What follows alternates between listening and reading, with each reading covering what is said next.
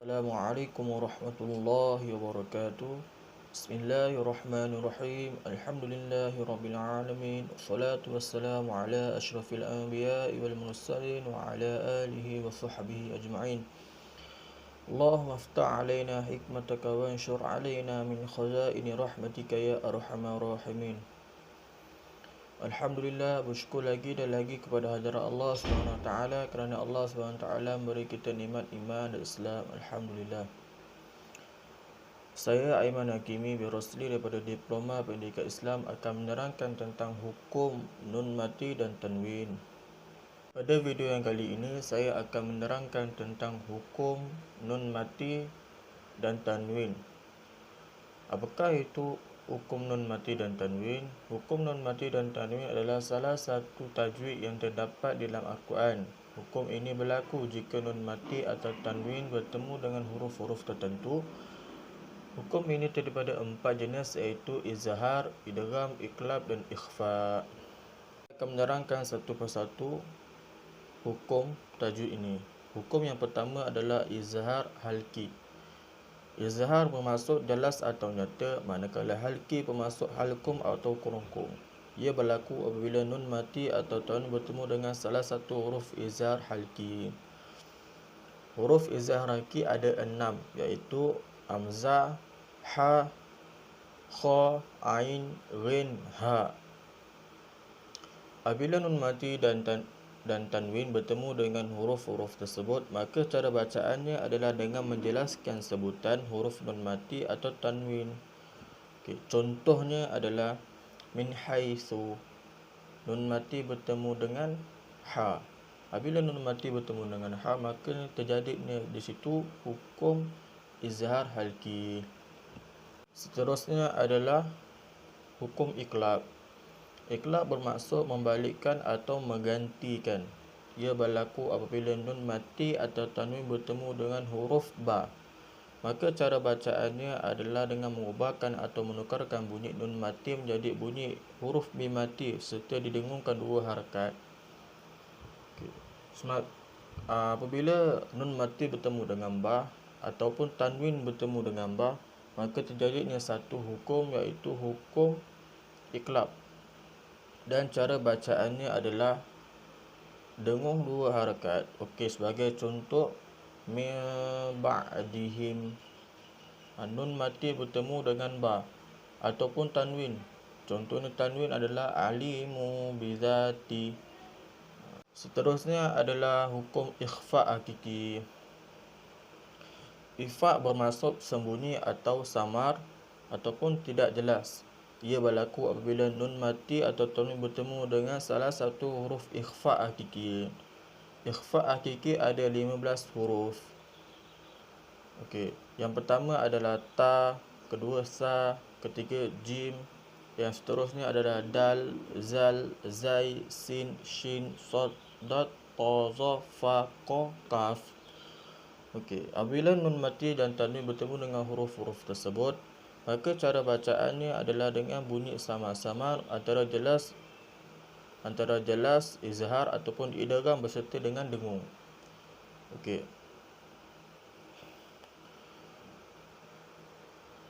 Contohnya adalah, contoh bagi ikhfa hakiki ini adalah ma'idin dafiq. Tanwin bertemu dengan dal. Apabila tanwin bertemu dengan dal, maka terjadinya hukum ikhfa hakiki. Maka bacaannya adalah sama-samar dan didengungkan 2 harakat. Contoh yang lain adalah min syai'in. Nun mati bertemu dengan shin. Apabila nun mati bertemu dengan shin, terjadinya hukum ikhfa hakiki. Hukum yang seterusnya adalah hukum idgham. Hukum idgham. Dari segi bahasa, idgham ni bermaksud memasukkan sesuatu ke dalam sesuatu. Dari segi istilah pula, masukkan huruf yang sukun ke dalam huruf yang berbaris seolah-olah menjadi huruf yang bertasydid. Dan idgham ni terbagi kepada 2, idgham ma'al gunnah, idgham bila gunnah. Idgham ma'al gunnah adalah bermaksud memasukkan dengan dengung. Ia berlaku apabila nun mati dan tanwin bertemu dengan salah satu huruf idgham ma'al gunnah. Huruf idgham ma'al gunnah ada 4, iaitu ya, waw, mim dan nun. Apabila nun mati atau tanwin bertemu dengan salah satu huruf idgham ma'al gunnah, maka cara bacaannya adalah dengan memasukkan huruf nun mati atau tanwin tersebut ke dalam salah satu daripada 4 huruf idgham ma'al gunnah dengan disertakan bersamanya bunyi dengung 2 harakat. Okey. Sebagai contohnya, huruf ya, tamian tanwin, hisaban yasira, ba tu tanwin dan bertemu dengan huruf ya. Apabila tanwin bertemu dengan huruf ya, maka tiadanya hukum idgham ma'al gunnah. Dan contoh yang lain adalah ayyafqahu, nun mati bertemu dengan ya. Apabila nun mati bertemu dengan ya, maka tiadanya hukum idgham ma'al gunnah. Seterusnya adalah hukum idgham bila gunnah. Idgham bila gunnah adalah bermaksud memasukkan tanpa dengung. Ia berlaku apabila nun mati atau tanwin bertemu dengan salah satu huruf daripada huruf bila gunnah. Huruf bila gunnah ni ada 2 sahaja, iaitu lam dan ra. Apabila nun mati atau tanwin bertemu dengan huruf ini, maka cara bacaannya adalah dengan memasukkan huruf nun mati atau tanwin tersebut ke dalam salah satu daripada 2 huruf idgham bila gunnah tanpa didengungkan. Okey, sebagai contoh, hudan lil muttaqin. Hudan lil muttaqin.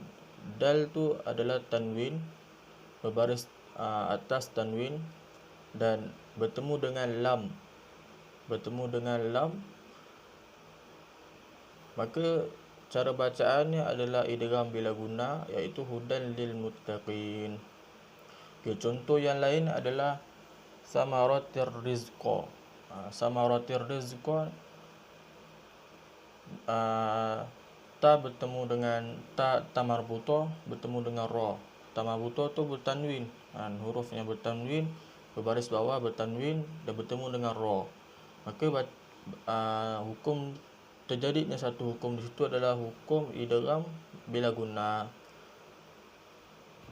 Akhir video kali ini saya ingin menyampaikan kepada semua bahawa Allah SWT berfirman di dalam Al-Quran, warattil Qur'ana tartila, bacalah kamu Al-Quran dengan tertil. Dan Allah SWT suruh kita baca Al-Quran dengan tertil sebagaimana Nabi SAW baca Al-Quran, para sahabat radhiyallahu anhum baca Quran. Jadi kita kena betulkan Quran kita sehingga bacaan kita sempurna. Oleh itu, kita hendaklah mempelajari ilmu-ilmu tajwid ini daripada segi mahraj, hukum-hukum yang lain. Kerana hukum nun mati dan tanwin ini adalah hukum yang asas.